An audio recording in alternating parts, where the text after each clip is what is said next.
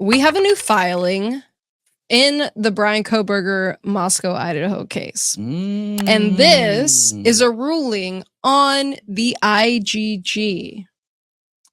Okay. So this was filed the 11th of January, 2024. It is public order for disclosure of IGG information.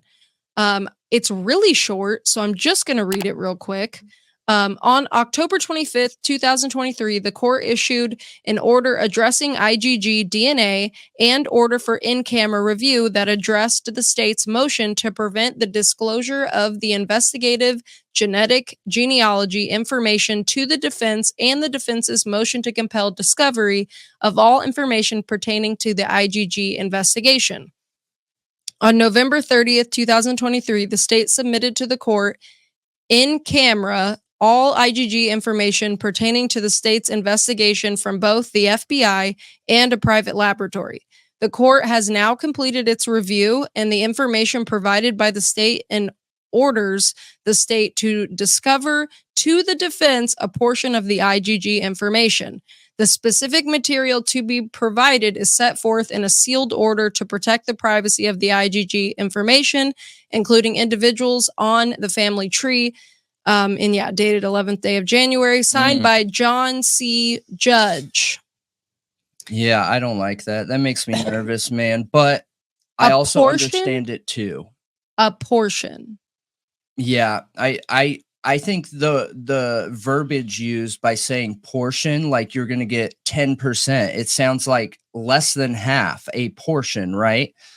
In my opinion, that's what I gather from it. However, I understand that I'm leaping here. Like, I get it. I understand it. However, in this case, we've seen so many flawed documents where the writing is absolutely horrible. Like, you have no understanding and no actual factual concept of what's going on in the documents. This is another one that's just the same. And look, I agree with not giving all the information. I don't think that every single person's name that was in there to make the connection needs to be shown. But I think a title could be. So like if it's a first cousin, then you can put first cousin and leave the name off of there. So there is no connection to these other people. You can redact. Yeah, absolutely. But and maybe that is what they mean. I don't know. But the reason why I feel so strongly about that is because the sisters supposedly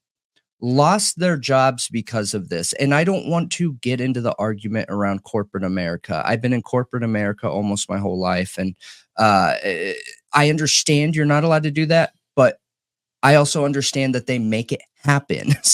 And it won't be, they won't let somebody go because of this, but they'll still be let go. You know what I mean? So in that situation, it sucks. And I agree with not giving every bit of information, but I was really hoping that they would give it all. And if they felt it's necessary to redact certain names to protect privacy, then whatever.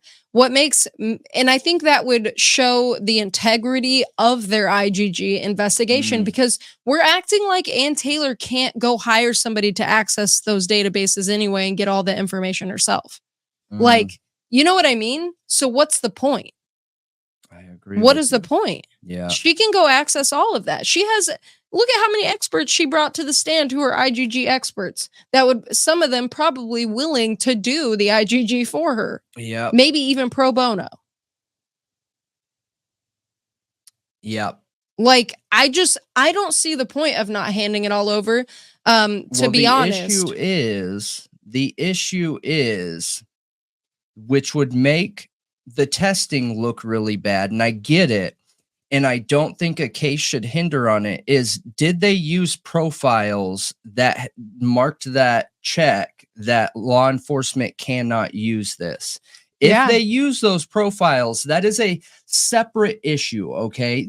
Everyone needs to be held accountable if they did that, and they aren't supposed to, but it shouldn't hinder this case. Like, I don't think they should let somebody out because they did something wrong like that, because I also understand they're claiming the STR profile was a direct match, and the IGG was just to get him on the radar. You know what I mean?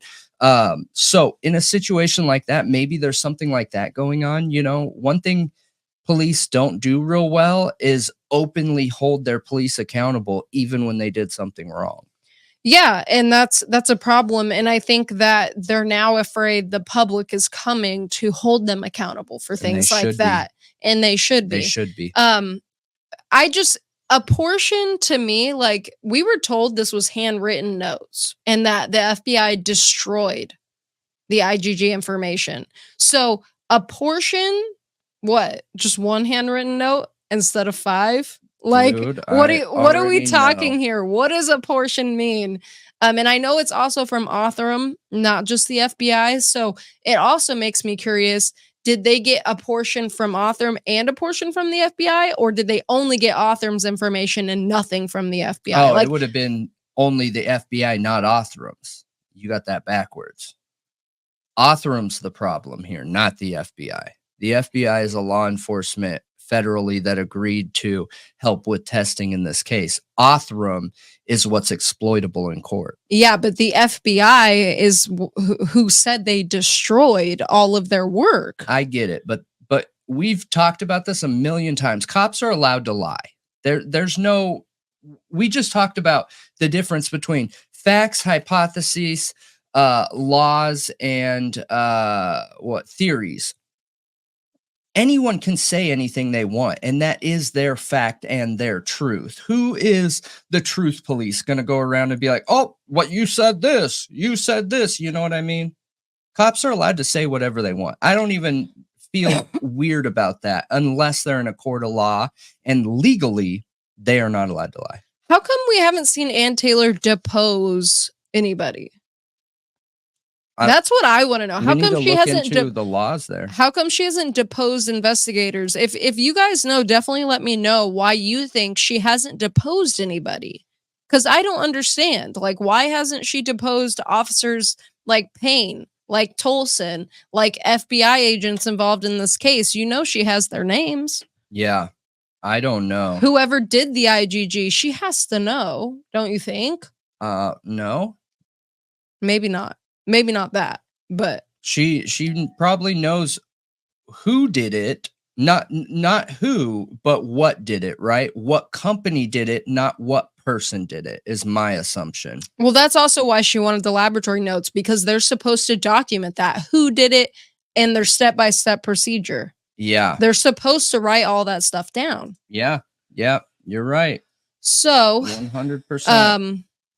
I don't know. It makes me really curious. Of course, it's sealed. Of course, we can't see what that portion is. So right now, we're just waiting on the January 23rd hearing about the motion for dismissal. The defense is trying to get it overturned. And of course, the first hearing is going to be sealed, private. I forget what it's called. And then the second one in the afternoon is open to the public. So the first one's closed, the first one's open, or the second one's open. And again, that's January 23rd. And we're going to see where that goes. I'm really, really curious how that's going to go, since they have the defense has requested to appeal to the Supreme Court.